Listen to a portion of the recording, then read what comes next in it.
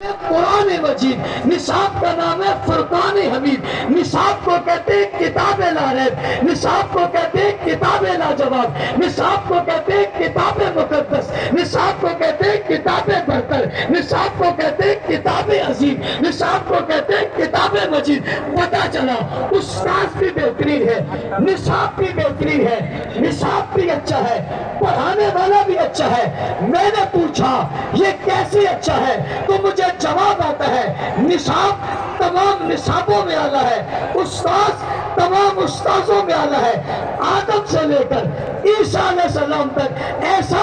نصاب نہیں آیا، اور آدم سے لے کر حضور تک ایسا استاذ نہیں آیا۔ نصاب اپنی کتابت میں اور اپنی حکمت میں اور اپنی تعلیم میں اور اپنے فضل میں سب سے بہترین ہے، اور استاذ اپنی حکمت میں اور اپنی بنائی میں اور اپنی بصیرت میں سب سے اعلیٰ ہے۔ نصاب بھی اعلیٰ ہے، استاذ بھی اعلیٰ ہے۔ اب بات بنتی ہے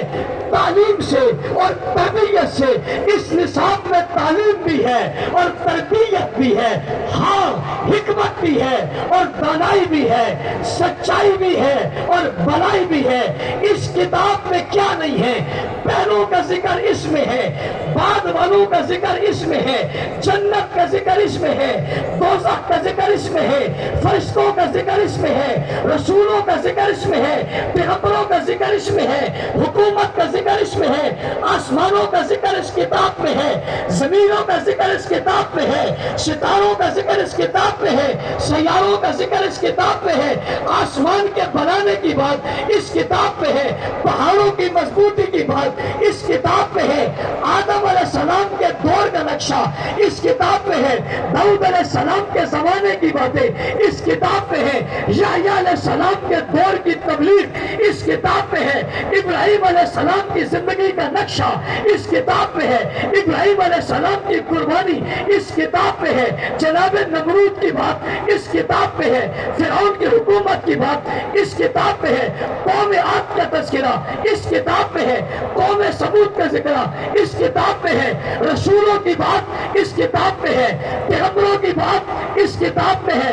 ان کی تبلیغ کی بات اس کتاب میں ہے، ان کا بیانیہ اس کتاب میں ہے۔ اور توحید سمجھنا چاہو تو اس کتاب میں ہے، خدا کو دیکھنا چاہو تو اس کتاب میں ہے، قدرت کے شاہکار دیکھنا چاہو تو اس کتاب میں ہے، اللہ کی وحدانیت دیکھنا چاہو تو اس کتاب میں ہے، رسول کی عظمتیں دیکھنا چاہو تو اس کتاب میں ہے، رسولوں کی بات بتانا چاہو تو اس کتاب میں ہے، خاتم النبیین کا ذکر چاہو تو اس کتاب میں ہے۔ نصاب اتنا مضبوط ہے، استاذ اتنا ہی مضبوط ہے۔ لوگ بدلتے ہیں، نصاب سے اور استاذ سے تعلیم پھیلتی ہے، نصاب سے اور استاذ سے۔ ان دونوں چیزوں کے بعد ایک چیز کی اور ضرورت پڑتی ہے، مدرسے کے لیے، مکتب کے لیے، کالج کے لیے، یونیورسٹی کے لیے، درسگاہ کے لیے، مکتب کے لیے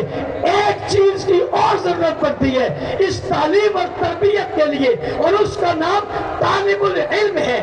اسٹوڈنٹس ہے، پڑھنے والے ہیں، شاگرد ہیں۔ شاگردوں کے بغیر استاذ نہیں بنتا، شاگردوں کے بغیر نصاب نہیں بنتا۔ نصاب پورا ہوتا ہے شاگردوں سے، استاذ پورا ہوتا ہے شاگردوں سے۔ حضور استاذ بہترین ہیں۔